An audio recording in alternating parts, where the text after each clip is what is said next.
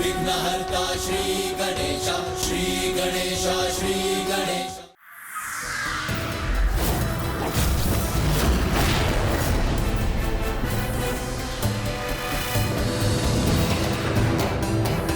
बस करो पुत्र, अब बहुत हुआ।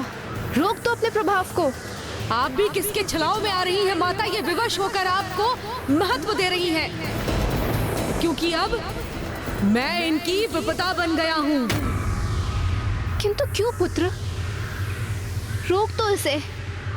किसी की विपदा बनना तुमको शोभा नहीं देता, क्योंकि ऐसा कर तुम स्वामी को ही नहीं समस्त सृष्टि को दंडित कर रहे हो, और मुझे, अपनी माता को भी दंडित कर रहे हो। बस करो पुत्र, अब बहुत हुआ। रोक दो अपने प्रभाव को। रुक जाओ पुत्र।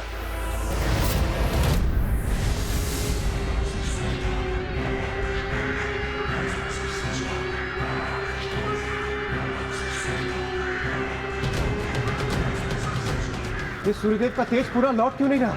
सृष्टि की भलाई के लिए सूर्य देव को पूर्ण रूप से मुक्त कर दो बालक।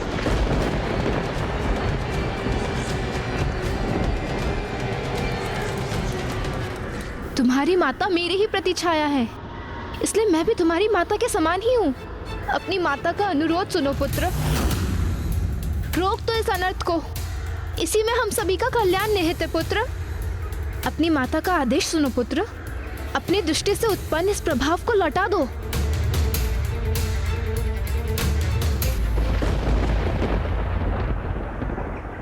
जो मैं कर चुका हूँ उसे लौटाने में तो मैं भी असमर्थ हूँ माँ।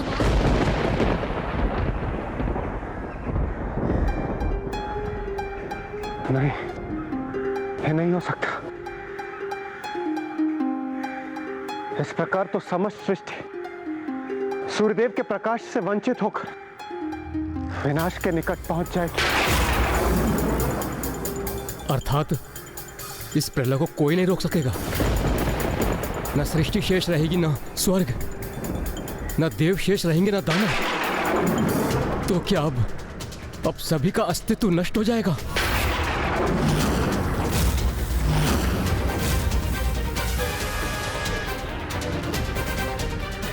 ये तुमने क्या किया पुत्र? अब ये जगत तुम्हारा किस नाम से परिचय प्राप्त करेगा? यही कहेगा ना कि तुम वो छाया पुत्र हो जिसने संसार से सूर्य देव को लुप्त कर प्रलय की स्थिति उत्पन्न कर दी है। और वो भी तभी संभव है जब कोई किसी का नाम लेने के लिए शेष रहेगा, अन्यथा अब तो सभी कुछ नष्ट हो जाएगा।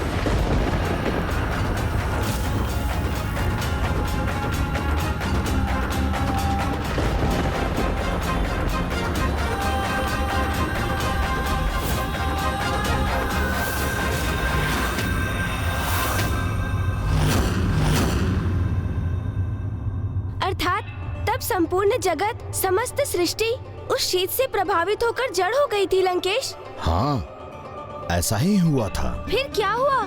सब कुछ यथावत कैसे हुआ? इसमें कौन सहायक बना लंकेश? ऐसी विकट स्थिति में भला और कौन सहायक बन सकता था? लंकेश जी, जल।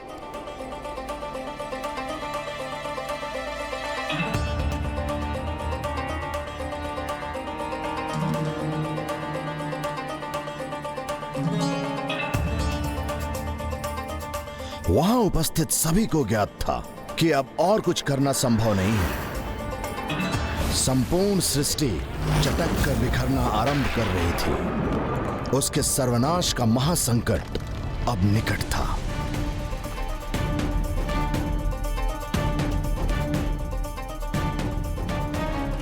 तब सभी ने मेरे प्रभु महादेव शिव शंकर शंभु का स्मरण किया और सभी ने मिलकर उनका स्तुति गान आरंभ किया।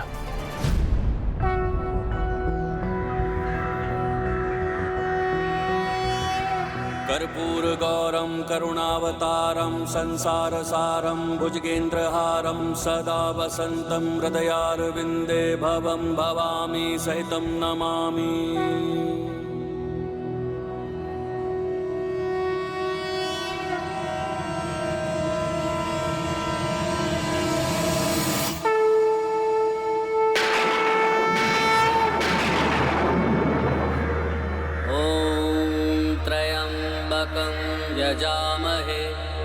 सुगन्धिं पुष्टिवर्धनम् उर्वारुकमिव बन्धनामृत्यैर्मुक्षीयमामृता ॐ त्र्यम्बकं यजामहे। बालक शनि, जिसे कुछ समझ में नहीं आ रहा था कि वो क्या करे, तभी वो अकस्मात ही वही दिव्य स्तुति उच्चारित करने लगे जो सूर्यदेव कर रहे थे।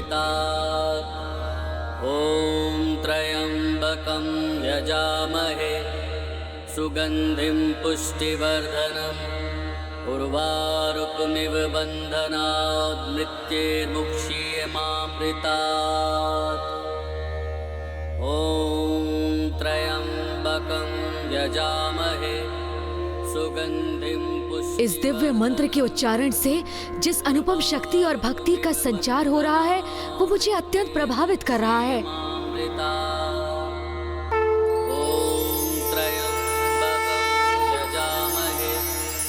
सुगन्धिं पुष्टिवर्धनम्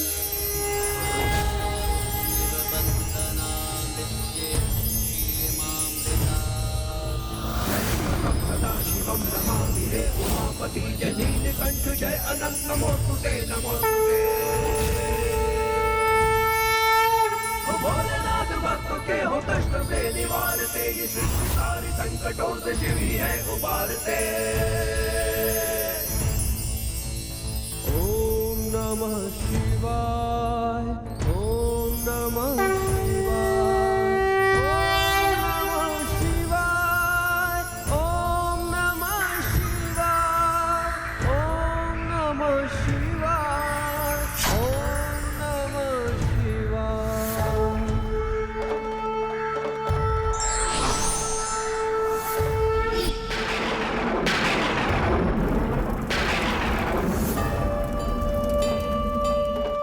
प्रणाम महादेव, आपके दर्शन पाकर मैं कृतार्थ हुई। महादेव प्रणाम। महादेव प्रणाम। महादेव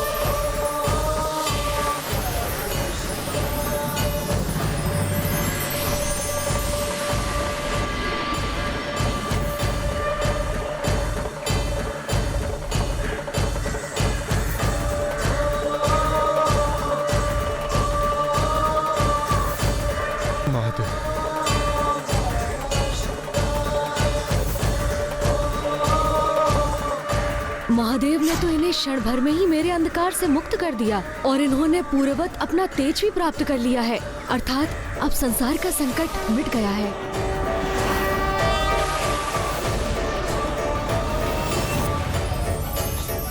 महादेव की, जगत पिता महादेव की, जगत पिता महादेव की, महादेव की, जगत पिता महादेव की।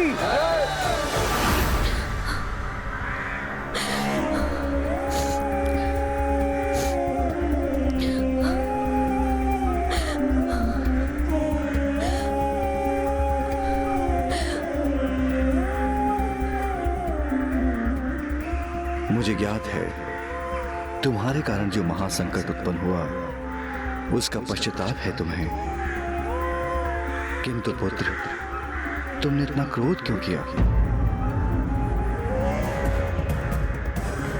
प्रभु, माँ की पीड़ा मुझसे नहीं सही जाती। उनके गर्भ से जन्म लिया है मैंने, उनका अंशी तो हूँ। उनका दुख मुझे दुखी करता है। देवी छाया, जिनका अस्तित्व ही मेरे लिए एक भ्रम के समान था, मेरे द्वारा उनका परित्याग कहाँ अनुचित है? उनके अपमान से मैं अपमानित होता हूँ और उनके कष्टों से उत्पन्न पीड़ा मेरे अंतर को भेद देती है। अपनी माँ को अपमानित और पीड़ित अवस्था में मैं कभी भी नहीं देख सकता प्रभु।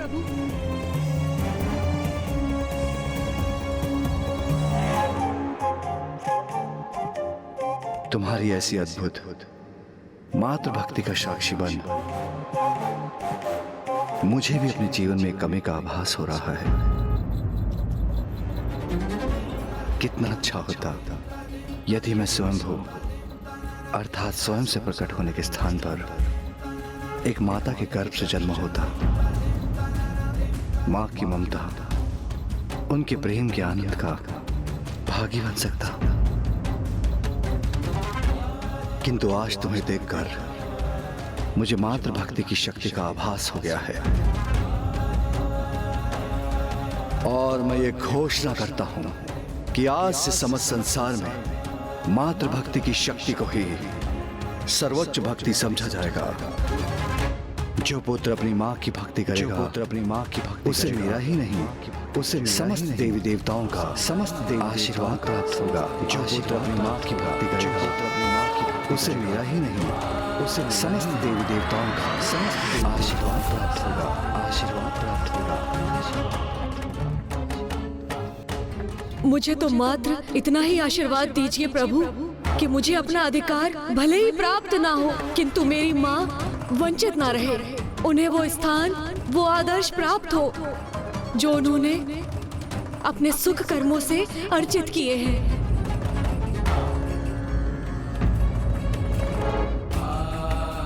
सूर्यदेव, ऐसे प्रतापी मातृभक्त पुत्र को और ऐसी महान माता को जिसने ऐसे सहयोग पुत्र को जन्म दिया हो, उनको उनके अधिकार देने से नकार रहे हैं आप। अत्यंत महान व्यक्तित्व और अति उत्तम जीवन मूल्य है इन दोनों माता पुत्र के। जहां एक और ये निष्ठावान पुत्र अपनी माता को उसके कर्मों का सुफल दिलवाने का प्रयास कर रहा है, और वहीं दूसरी ओर ये महान माता जो करुणा, ममता और त्याग का प्रतीक है, उन्हें उनके अधिकारों से वंचित रख रहे हैं आप। माँ तो स्वयं भगवान का ही स्वरूप होती है। उसे रुष्ट करने का अर्थ होता है भगवान को रुष्ट करना। मुझे क्षमा कर दीजिए महादेव, मुझसे बहुत बड़ी भूल हो गई, किंतु मैं अपनी इस भूल को सुधारने में तनिक भी विलंब नहीं करूंगा भगवान।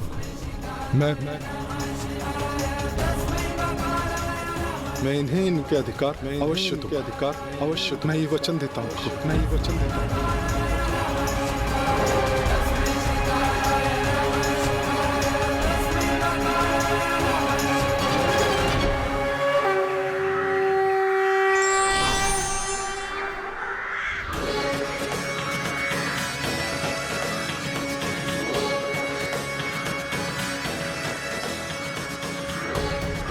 मुझे क्षमा करना देवी,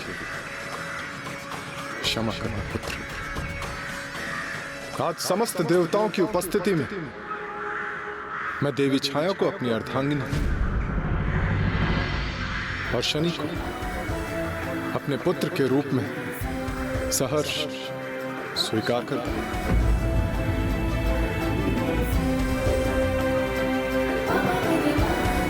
सूर्यपुत्र की, सूर्यपुत्र की, सूर्यपुत्र की।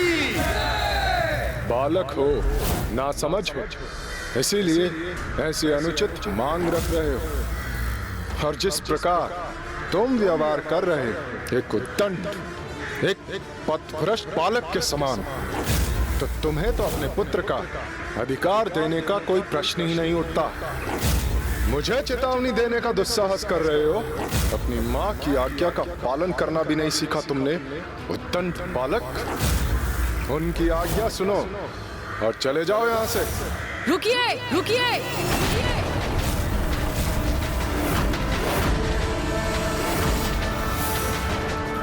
मुझे ये स्वीकार नहीं, मुझे ये स्वीकार नहीं।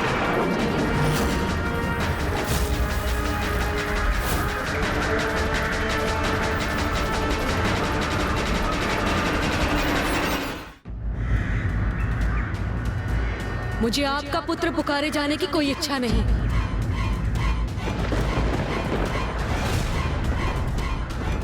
आज आप सभी के समक्ष इस भरी सभा में मेरी माँ को अपनी अर्धांगिनी के रूप में स्वीकार किया, इतना पर्याप्त है मेरे लिए।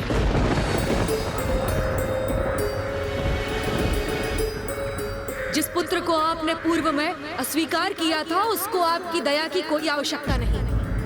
ये तुम क्या कह रहे हो पुत्र? ये पिता है तुम्हारे।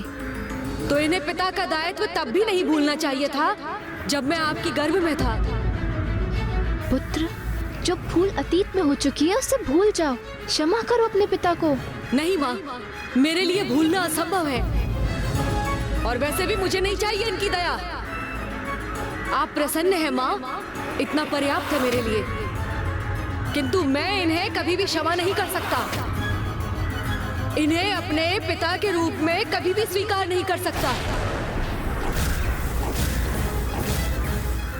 यदि ये तुम्हें अपने पिता के रूप में स्वीकार नहीं है, तो तुम भी मुझे अपने पुत्र के रूप में स्वीकार नहीं हो।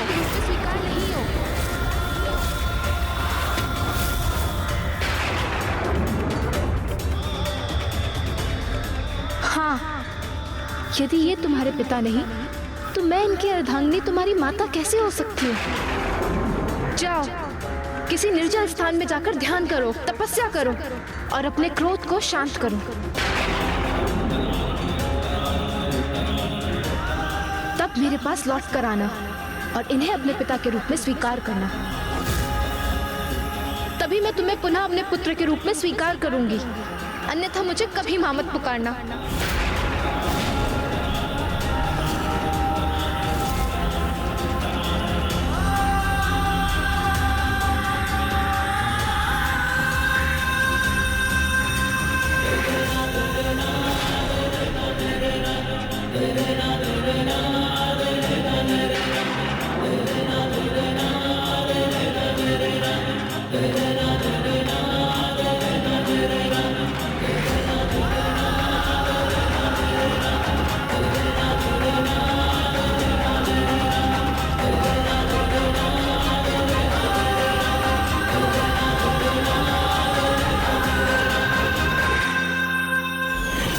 कितना दुखद था ना लंकेश, जिस पुत्र ने अपनी माता को उनका अधिकार दिलाने के लिए इतना कठिन श्रम किया, उसी ने अपने क्रोध के कारण स्वयं को उनका पुत्र पुकारे जाने का अधिकार खो दिया।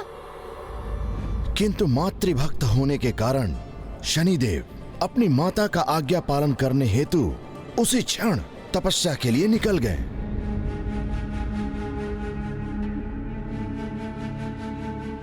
जाओ, किसी निर्जल स्थान में जाकर ध्यान करो, तपस्या करो और अपने क्रोध को शांत करो।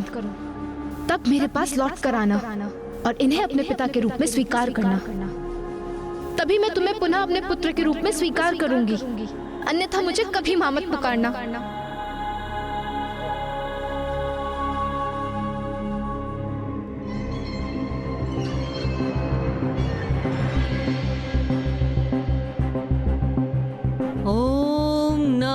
शिवाय, ओम नमः शिवाय। उसके उपरांत बालक शनि अपने घोर तपस्या में ऐसे डूबे कि अनेक वर्षों तक धूप, आंधी, वर्षा, शीत आदि सहकर निरंतर अपनी तपस्या में लीन रहे और एक मनोहर, आकर्षक नवयुवक में परिवर्तित हो गए।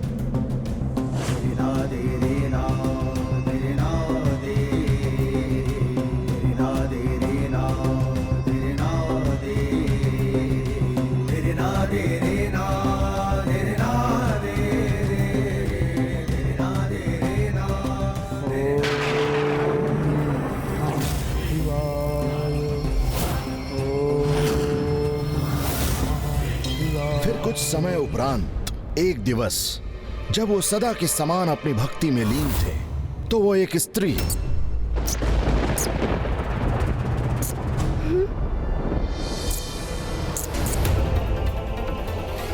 कौन है मेरे पीछे? कहीं से तो ध्वनि आई थी।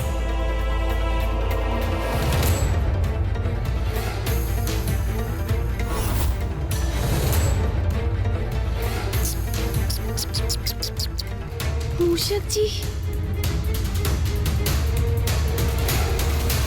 अरे लंकेश जी, आप इतने समय से मुझे कथा सुना रहे हैं। लीजिए, जल ग्रहण कीजिए।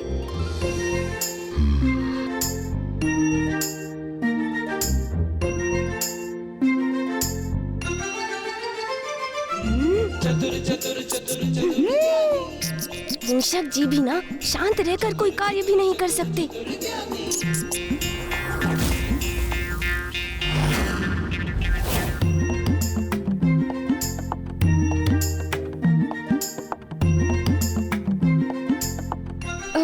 कहीं भेद ना खुल जाए। चतुर गणेशा। कोई है जो हमारा पीछा कर रहा है। अरे रे, आप उल्टे पांव कहाँ चल दिए लंकेश? प्रभु की आत्मलिंग है आपके हाथों में, इसलिए आपका उल्टा जाना शुभ नहीं। आप यहाँ रुकिए, मैं देखता हूँ कि वास्तव में वहाँ कुछ है भी अथवा मात्र भ्रम है आपका। और मेरी चिंता तनक भी मत कीजिए आप। मैं भी शिव पुत्र हूँ, बड़ी से बड़ी विपदा का सामना करने में समर्थ हूँ मैं। आप अभी देखिएगा, मैं अभी गया और अभी आया। जय हो शिव शंकर शंभू।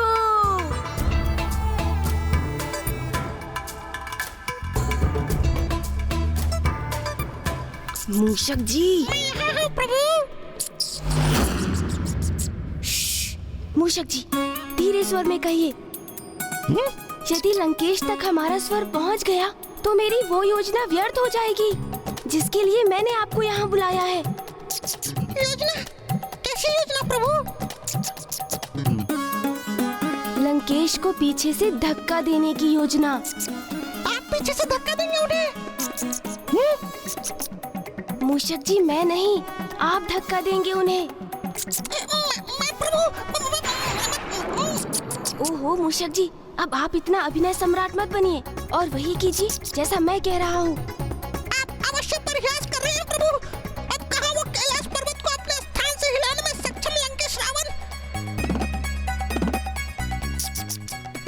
और कहाँ मैं उनके और मेरे आकार में कितना भेद है ये नहीं देखा प्रभु आपने? हे गौरी पुत्र गणेश, कुछ दिखा आपको वहाँ? लंकेश जी, कोई नहीं है यहाँ। यहाँ तो मात्र एक साधारण सा मूषक है।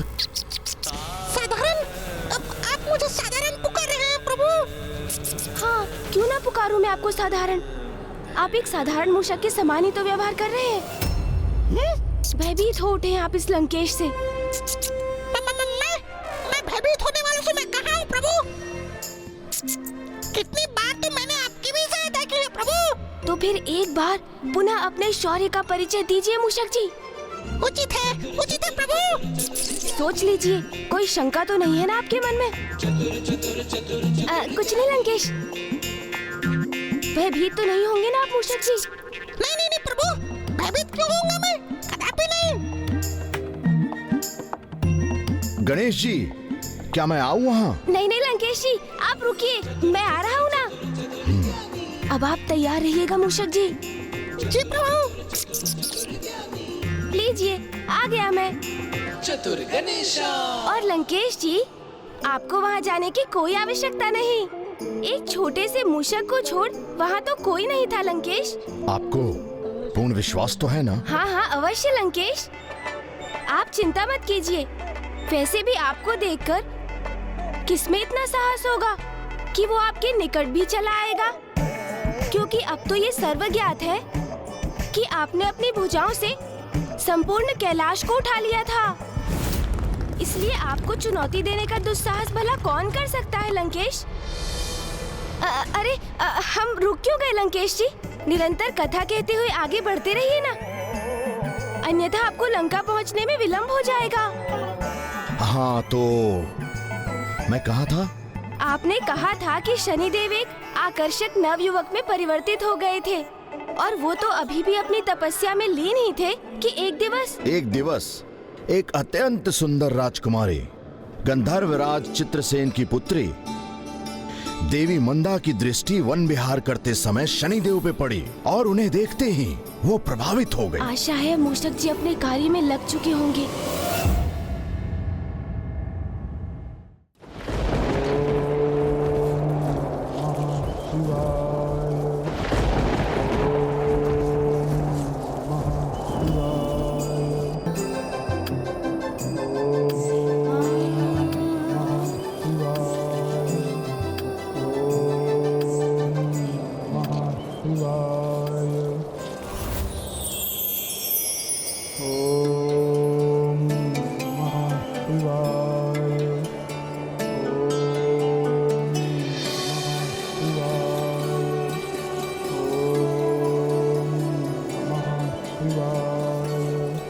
मन तो करता है इन युवा तपस्वी को निहारती ही रहूं, जिन्होंने युवावस्था के समस्त मनोविनोद के आकर्षण को त्याग कर तपस्या का कठिन मार्ग चुना है।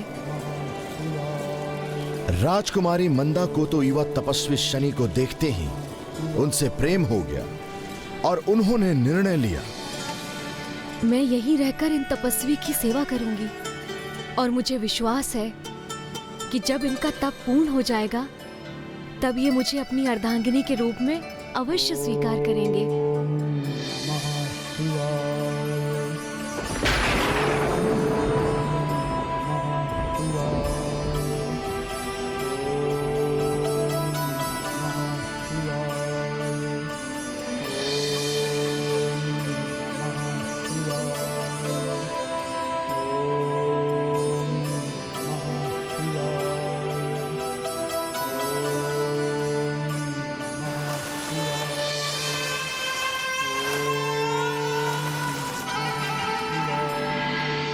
इस प्रकार अपार सौंदर्य की धनी राजकुमारी मंदा ने शनि की सेवा में कोई कमी नहीं रहने दी। अर्थात मूषक जी तैयार है।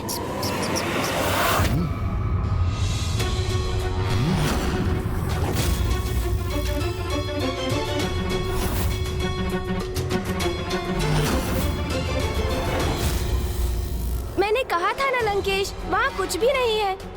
आप तो बस मुझे कथा सुनाते रहिए।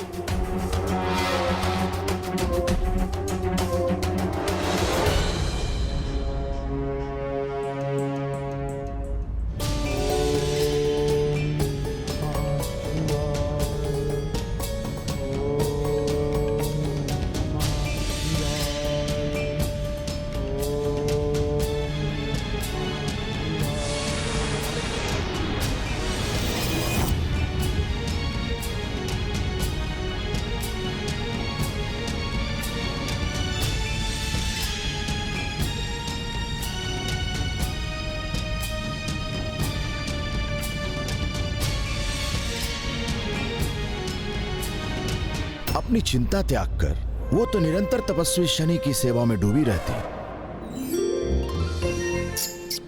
विकट दुविधाओं का समाधान तो आपका ये मूषक ही प्रदान करता है प्रभु। आप देखिएगा आपके आदेश अनुसार कैसे धक्का देता हूँ मैं इस लंकेश को। किंतु शनि तो अपनी तपस्या में ही लीन रहे। उन्हें तो जैसे आभास ही नहीं था कि अत्यंत सुंदर राजकुमारी एक साधारण सेविका के समान उनकी सेवा कर रही है। सब कुछ इसी प्रकार चलता रहा, किंतु एक दिवस महाबवंडर आया। फिर क्या हुआ दशानन? वही जिसका भय था।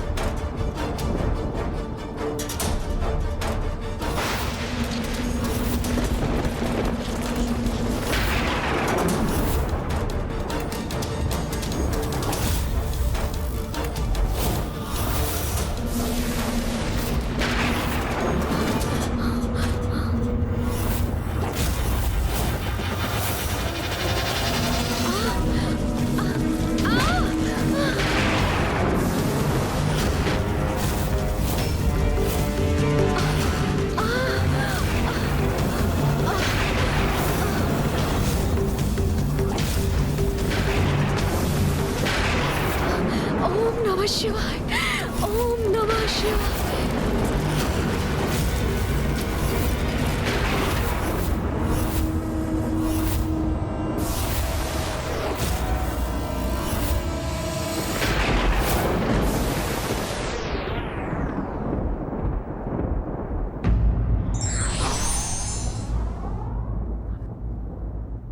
आत्मसंयमी होने से व्यक्ति भक्ति मार्ग की ओर बढ़ता है, जिससे क्रोध सहित अन्य विकारों पर भी नियंत्रण पाया जा सकता है।